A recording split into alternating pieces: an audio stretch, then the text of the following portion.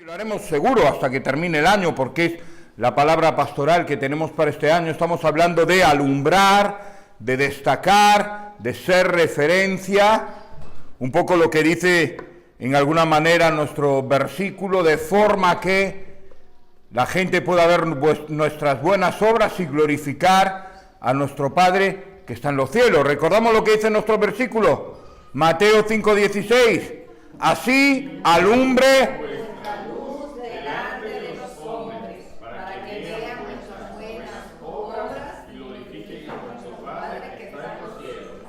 Mateo 5:16. Se lo van a aprender, lo van a repetir tantas veces que se lo van a aprender, y esa es también la finalidad de la palabra pastoral, recibir un versículo en el que podamos meditar, pensar y que pueda dirigir un poco nuestro caminar durante todo el año. Ahora, la pregunta cuando pensamos en esto de alumbrar, destacar y ser referencia, la pregunta puede ser, y seguro que la vamos a hacer en más de una ocasión a lo largo de este año, ¿cómo?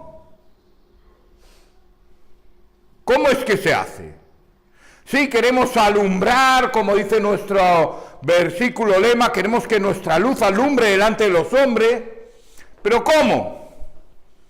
Porque a veces del dicho al hecho, hay un refrán aquí que dice que va un buen trecho, que hay una buena diferencia. Y lo que queremos es no solo tener un versículo lema, sino saber cómo podemos sacar adelante ese versículo lema. Y pensando un poquito en esta pregunta, en cómo, en la que estoy meditando mucho, vino a mi mente uno de mis versículos preferidos.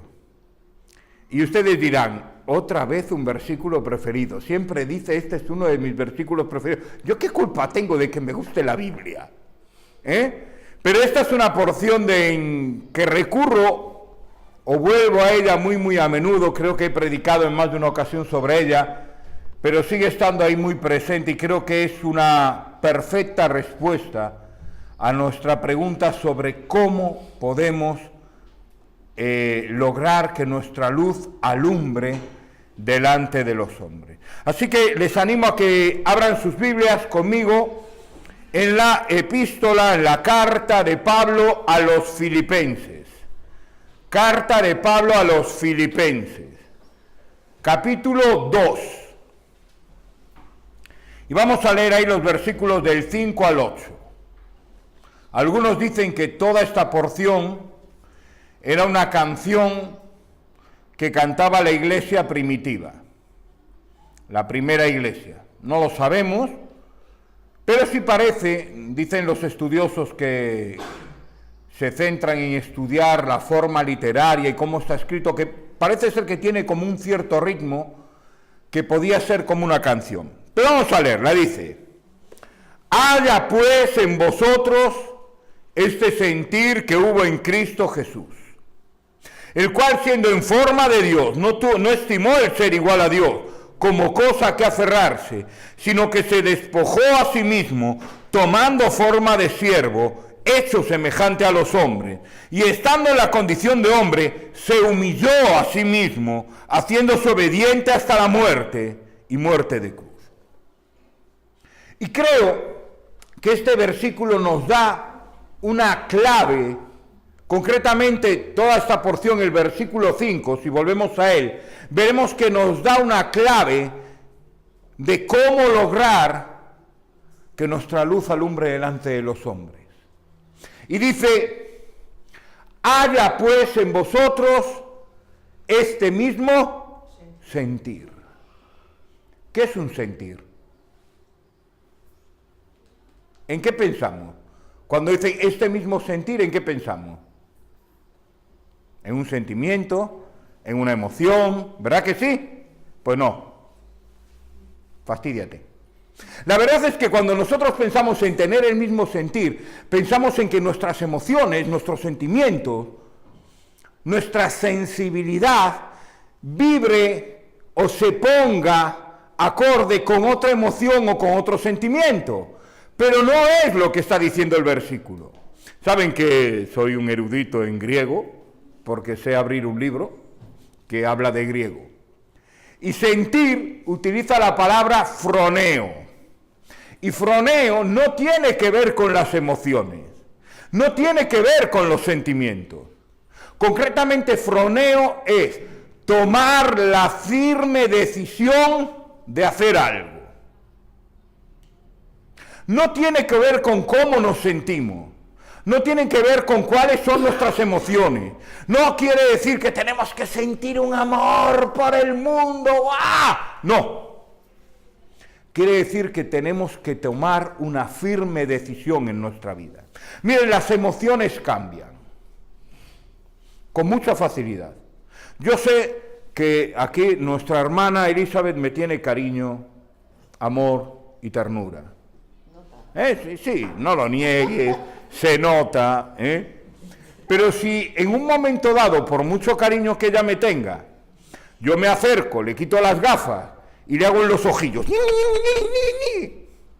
es muy posible que el cariño se transforme en otra cosa.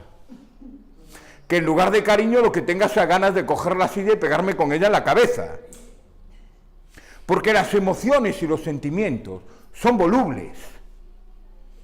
Una persona a la que queremos un montón, dentro de un mes puede ser nuestro peor enemigo.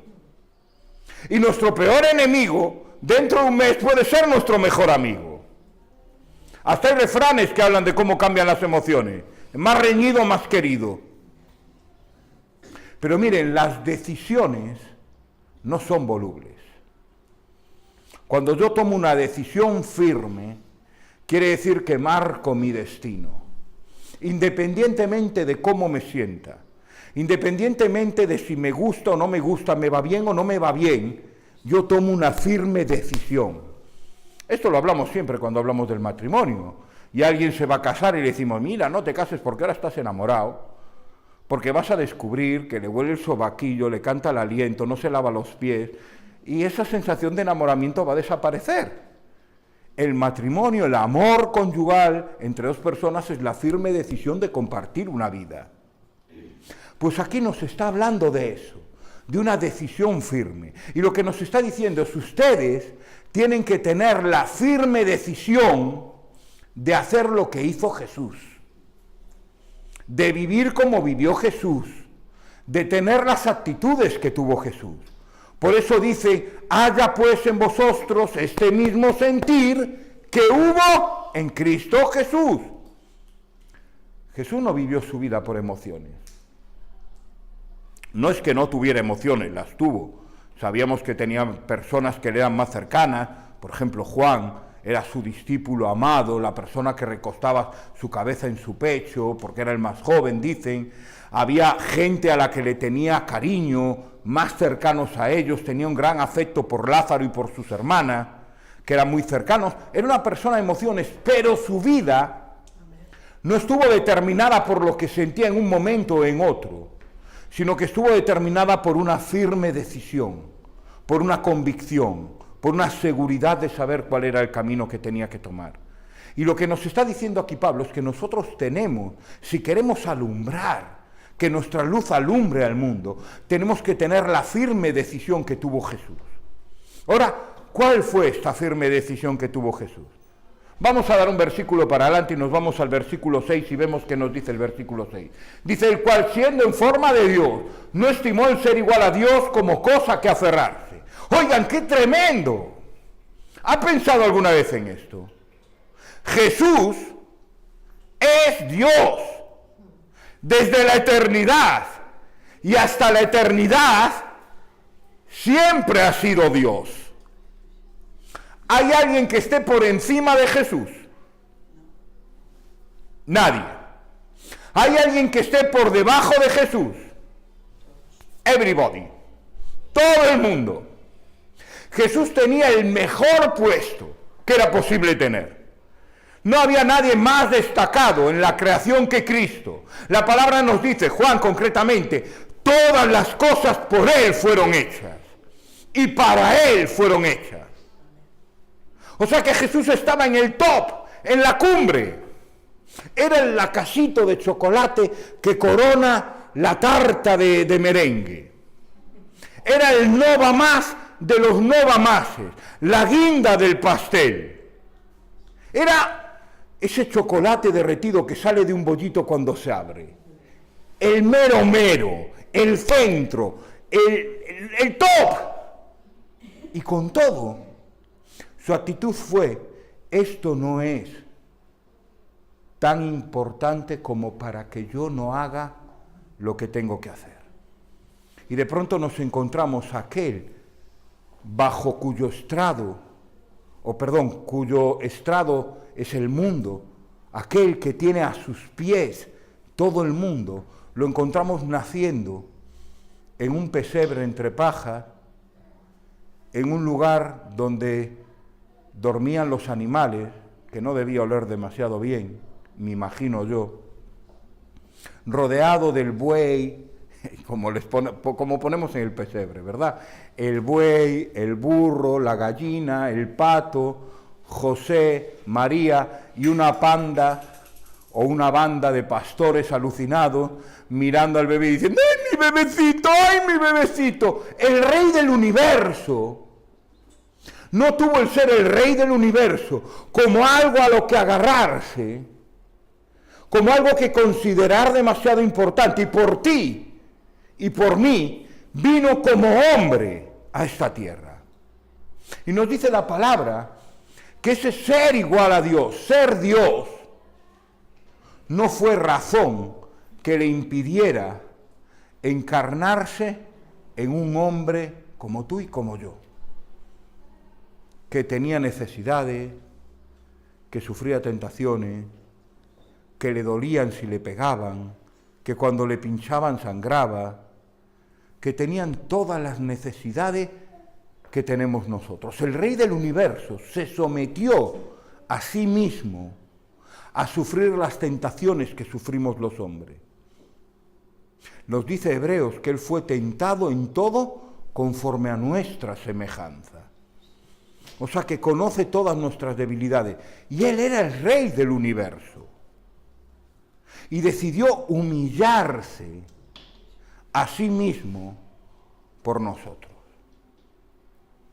Y cuando Pablo dice, haya en vosotros este mismo sentir, lo que está diciendo es, si tú quieres alumbrar, si tú quieres destacar, si tú quieres ser referencia, lo primero que tienes que estar es dispuesto a dejar tu posición, esa posición que consideras que te corresponde y que a lo mejor te corresponde, para venir abajo. Porque el servicio no se hace desde el trono. Es así. ¿Tú alguna vez has visto en un semáforo al rey Felipe VI con un cubo de plástico y una esponja diciendo, «Le lavo los cristales, paisa»? No, porque la dignidad real no se rebaja a ciertas cosas. Y lo que nos está diciendo es que Jesús rebajó su dignidad real, la dejó de lado, ya no solo dignidad real, su dignidad divina, para venir aquí a servir. Porque el servicio se hace desde abajo, se alumbra donde no hay luz, no donde brilla el sol. Y a veces tenemos que estar dispuestos a dejar nuestra dignidad de Hijo de Dios, salvo por la sangre, redimido y destinado al cielo, santo, aleluya. Dejarnos de historia y bajar al barro, porque no se alumbra desde fuera del barro. Tú sabes que los médicos, por muy alta dignidad que tengan, si quieren sanar leprosos y ayudar a leprosos, tienen que ir a la leprosería y tienen que arriesgarse a enfermar y estar entre ellos. Recuerdo cuando fue la crisis del ébola, ¿la recuerdan? ¿Cuántos médicos murieron allá en África porque iban a donde estaba lo peor para ayudar a los enfermos? Y ellos brillaron porque dejaron su dignidad, su puesto académico, ganado en una universidad, con sus títulos, su doctor honoris causa y sus gaitas, para meterse donde estaba la enfermedad, arriesgándose a enfermar para poder brillar, destacar y ser referencia para otros. Y nosotros, como hijos de Dios, tenemos que ser conscientes de que también vamos a tener que hacer eso, que también estamos llamados a ir desde nuestro lugar de distinción, que puede ser nuestra iglesia, al barro, a la podredumbre, al estiércol. Como dice Jesús. Jesús salió del trono del cielo al estiércol del pesebre. Y lo hizo por nosotros. Siempre que hablo de esto, de dejar la dignidad, recuerdo una historia que me contó Samuel de Lorenzo. Samuel de Lorenzo fue un pastor, ya fallecido, está con el Señor, que era un crack. El tío era un crack. Y estaba contando de que cuando estaba en Argentina, él pasó mucho tiempo en Argentina, estando en Argentina le cedieron un terreno para construir una iglesia. Pero el terreno había sido durante años y años y años el terreno en el que el Departamento de Construcción de Carreteras de la ciudad de Buenos Aires aparcaba las apisonadoras y toda la maquinaria. Imagínense cómo estaba esa tierra, de años y años de las apisonadoras pasando por encima, aparcándolas allí. Contaba Samuel de Lorenzo que cuando empezaron a hacer las zanjas para la cimentación era un martirio, porque iban con el pico, golpeaban y el pico no entraba en la tierra, rebotaba, hacía ping, ping, ping. Y decía, mira Miguel, aquello era horrible, porque por cada 10 metros de zanja partíamos el mango de un pico. Y estaban allí trabajando, estaban haciendo esta obra, y vino un muchacho recién salido del seminario, que venía, ¿sabes?, todo puesto, con su trajecito, su corbata, su pantaloncito, sus zapatitos de tafilete congelado, ahí súper guay, con el título de licenciado en teología, y se acercó al hermano Samuel de Lorenzo y le dijo, hermano Samuel, estuve en el seminario, he terminado mi seminario y me han mandado aquí a ayudarle a usted. ¿Qué quiere que haga, hermano? Y el hermano lo miró y le dijo, ¿pero de verdad quieres ayudar aquí? Sí, ¿qué quiere usted que haga? Y dice, mira, muy sencillo, quítate la corbata y quítate la chaqueta. Se quita la corbata, la chaqueta y dice, toma, tu herramienta de trabajo en la iglesia, y le da un pico. Y dice, ¿ves esta zanja? Tiene que llegar hasta allá al fondo. Y el hermanito empieza, ping, ping, ping, ping, ping, ping, y cuando llevaba 2 o 3 horas, volvió a hablar con el hermano Samuel de Lorenzo, hecho un adefesio, unas manchas de sudor, decían que eran más grandes que la camisa, le entregó el pico y le dijo, hermano, este no es mi lugar. Y se fue. No estuvo dispuesto a dejar su posición para servir. Consideró más importante su posición de licenciado en teología por la Universidad de que el servir en el barro.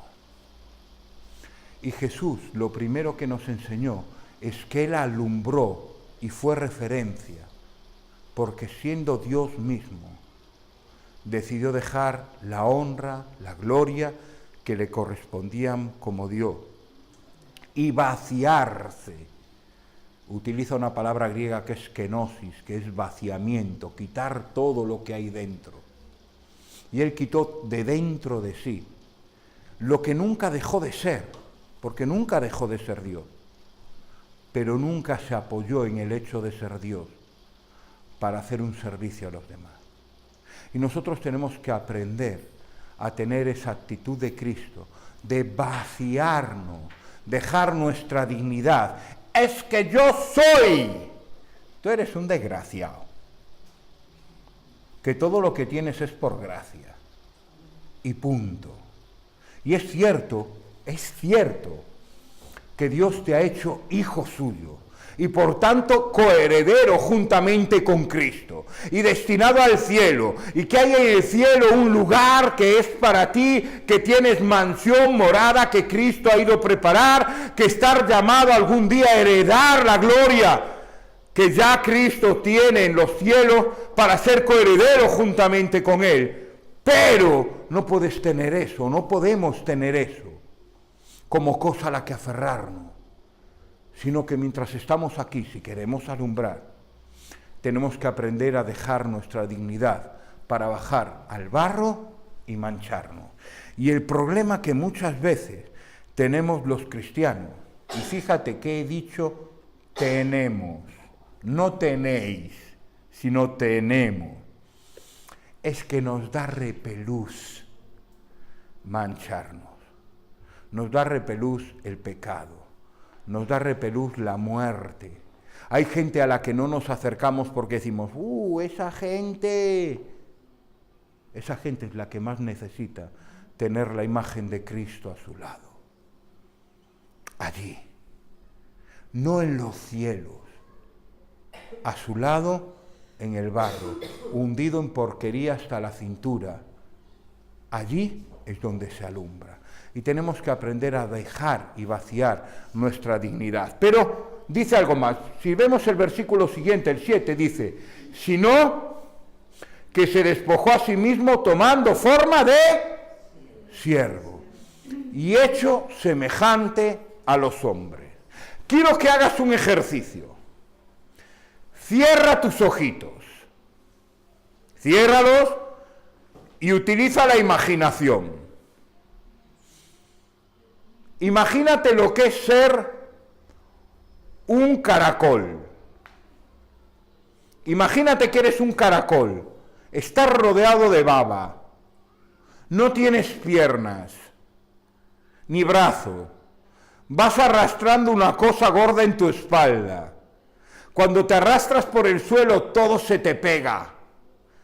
Y hoy encima puede pasar cualquiera y pisarte, chafarte. ¿Te gusta ser caracol? ¿Cómo piensas que se sentía Jesús, Dios mismo, siendo un hombre? Y no solo un hombre, siendo un siervo. Mira la vida de Jesús. Yo no aguantaría ser Jesús. De verdad que no. Tenía multitudes detrás de él, pero no para escucharle, sino, ¡danos de comer! ¡Haznos milagros! No tenía tiempo para sí mismo. Nos dice la Biblia en varias ocasiones que a veces las multitudes se agolpaban tanto que le apretaban. No lo dejaban ni moverse. En una ocasión estaba tan apretado que no podía moverse del sitio y una mujer con flujo de sangre llegó y le tocó. ¿Recuerdan esa historia? Pues ahí nos dice que Jesús estaba apretado y agobiado por la gente. Nos muestra a Jesús nunca haciendo nada de lo que a él le gustaba. No sabemos ni siquiera lo que le gustaba. A lo mejor le gustaba jugar a las cartas, o bueno, no, a las cartas no, que no había. Pero a lo mejor le gustaba jugar a cualquier juego que tuvieran los judíos. Yo estoy seguro de que Jesús como hombre le hubiese gustado poder formar una familia. A Jesús le gustaban los niños.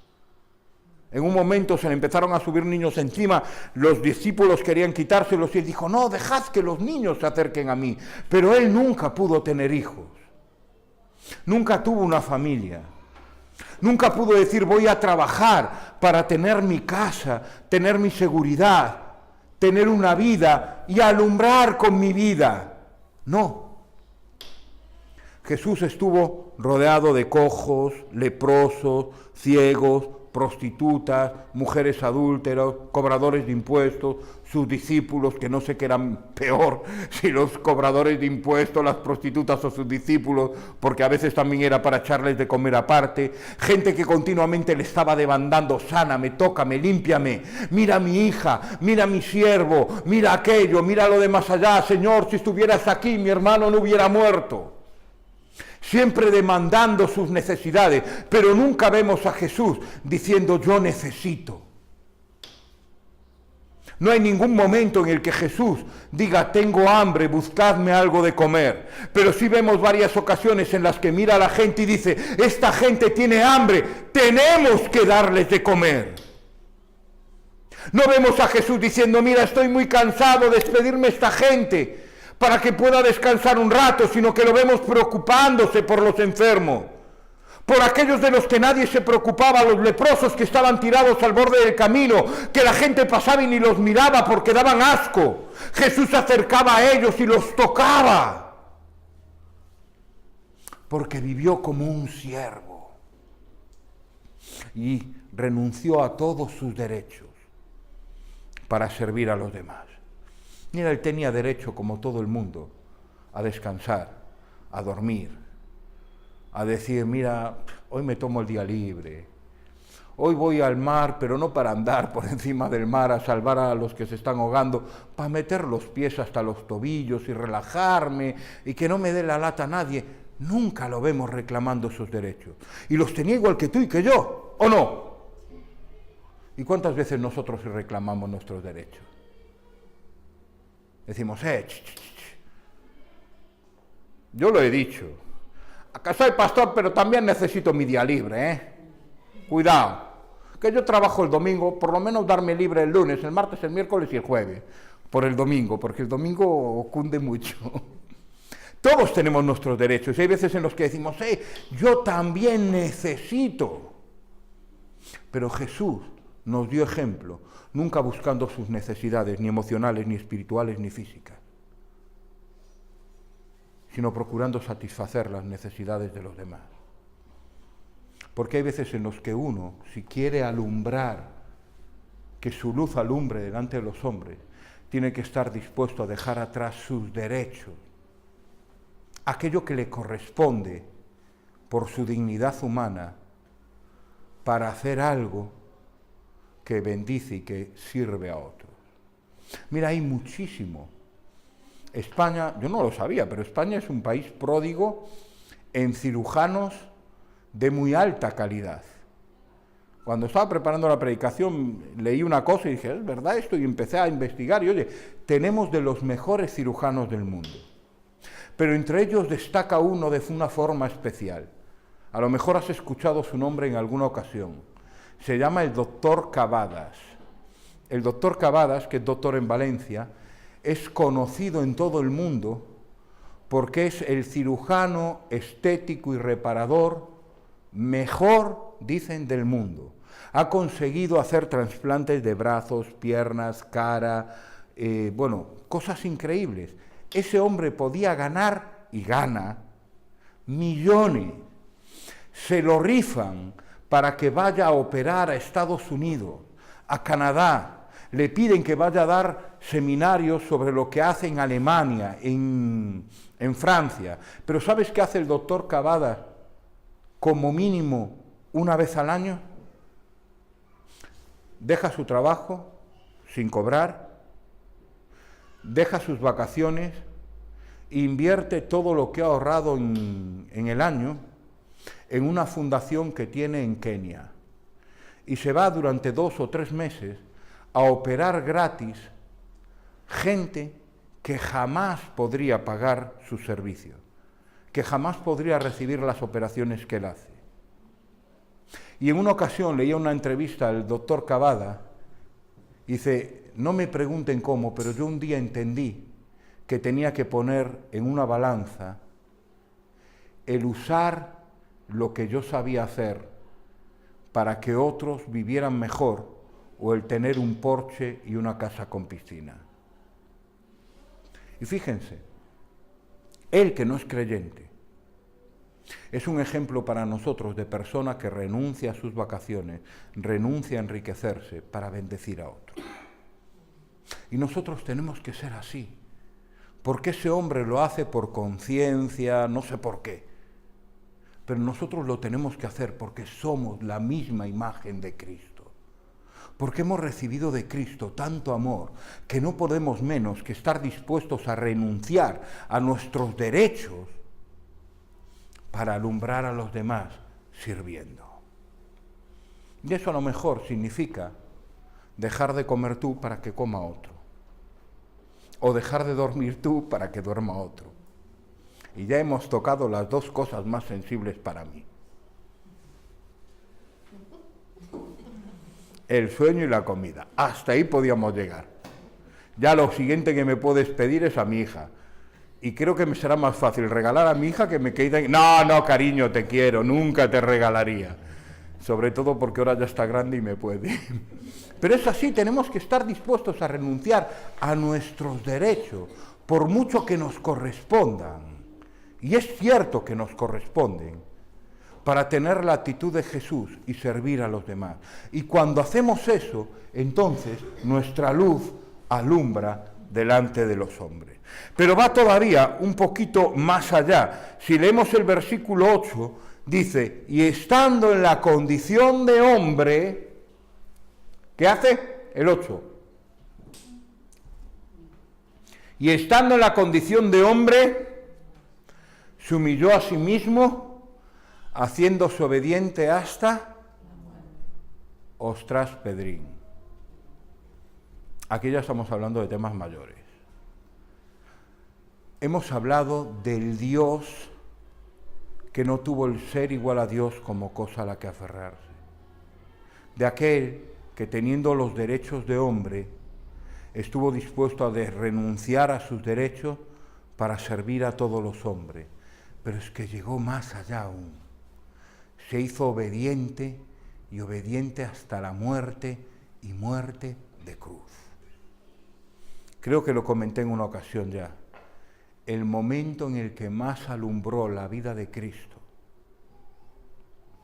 fueron las horas que estuvo colgado en aquel madero en el Gólgota. Fueron las horas en las que Él tuvo que estar cargando sobre Él, el justo, los pecados de todos nosotros. Y dice la Biblia que no solo llevó nuestros pecados, sino que fue hecho pecado por nosotros. Y no pensemos que le apetecía o que le gustaba. Recordemos cómo oró en el Monte de los Olivos antes de llegar al Gólgota. ¿Recuerdan lo que dijo? Oh Dios, y mira, si se puede pasar esta copa, pásala, porque yo no quiero beberla. Nadie bebería esa copa de buen gusto. Pero Él fue obediente, y obediente hasta la muerte. Y tenemos que ser conscientes de hasta dónde llegó su obediencia. Porque estando en la cruz, dijo la que creo que son las palabras más terribles de Cristo en toda su existencia. Antes de morir, miró hacia el cielo y clamó, Elí, Elí, lama sabactani, que nos dice la palabra que traducido es, Dios mío, ¿por qué me has abandonado?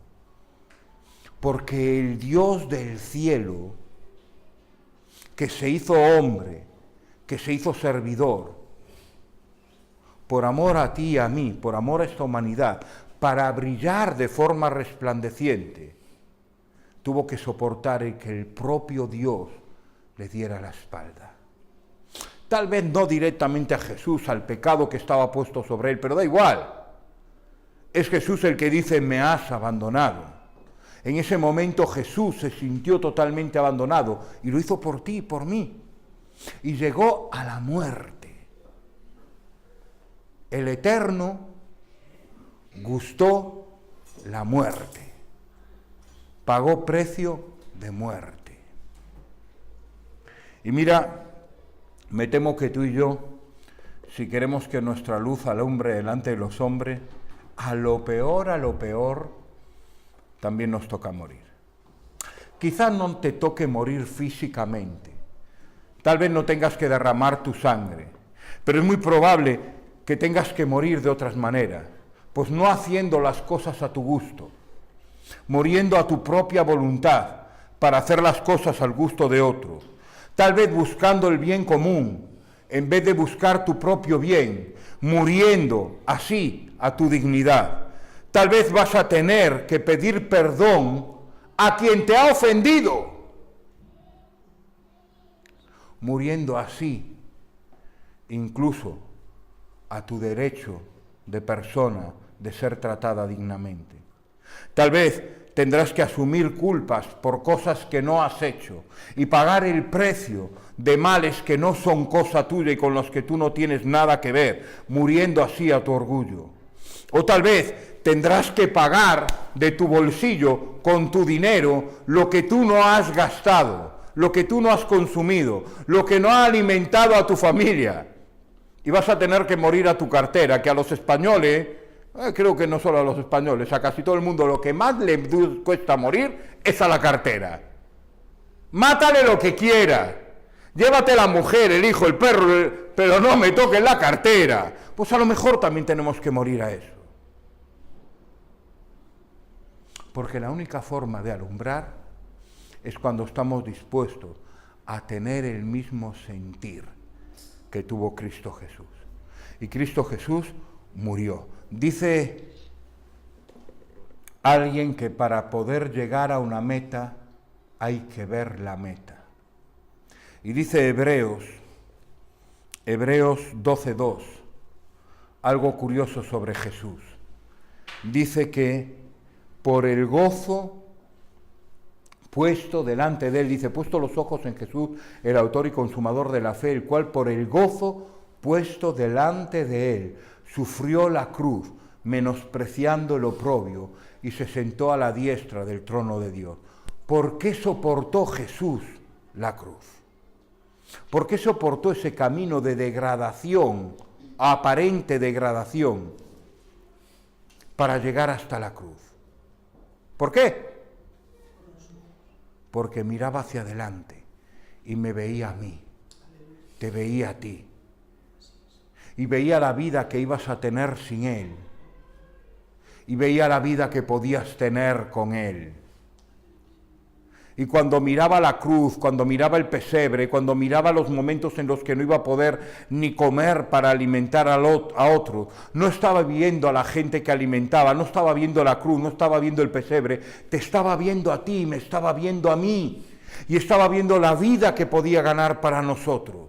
Y la única manera en la que nosotros vamos a poder tener el mismo sentir que hubo en Cristo Jesús es imitando también a Jesús en esto.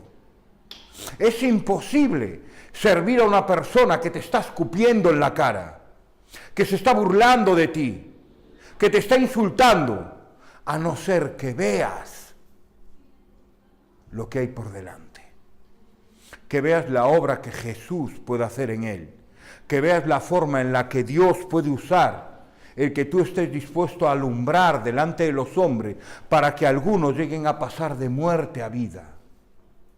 Y solamente haciendo ese gesto de ver el gozo puesto delante de Él, de ver los resultados de lo que va a ser la obra de realmente tener el mismo sentir que hubo en Cristo Jesús, es cuando vamos a poder tomar ese camino que nos va a llevar a alumbrar, destacar y ser referencia. Si no quieres ser un ser frustrado y triste, tienes que ser capaz de ver el gozo que Dios pone delante de ti, para ser como Él fue. Amén. Dice Filipenses 2:5. Haya pues en vosotros este mismo froneo, sentir que hubo en Cristo Jesús, el cual, siendo en forma de Dios, no estimó el ser igual a Dios como cosa que aferrarse, sino que se despojó a sí mismo tomando forma de siervo, y hecho semejante a los hombres, y estando en la condición de hombre, se humilló a sí mismo, haciéndose obediente hasta la muerte, y muerte de cruz. ¿Estás dispuesto a alumbrar? ¿Estás dispuesto a destacar? ¿Estás dispuesto a ser referencia? ¿Estás dispuesto a bajar de tu posición? ¿Estás dispuesto a servir por encima de tus derechos y necesidades? ¿Estás dispuesto a morir para que otros vivan? Si estás dispuesto, entonces alumbrará tu luz delante de todos los hombres. Vamos a inclinar nuestra cabeza.